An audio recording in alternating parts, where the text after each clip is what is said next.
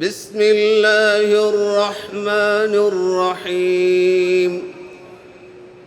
ربنا إني أسكنت من ذريتي بواد غير ذي زرع عند بيتك المحرم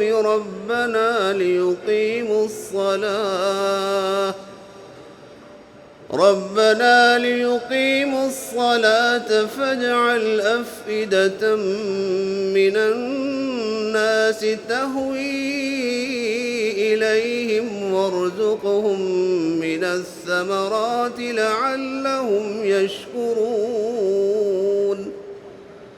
ربنا إنك تعلم ما نخفي وما نعلن وما يخفى على الله من شيء في الأرض ولا في السماء.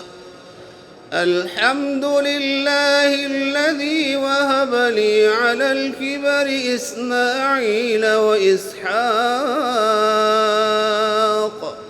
إن ربي لسميع الدعاء.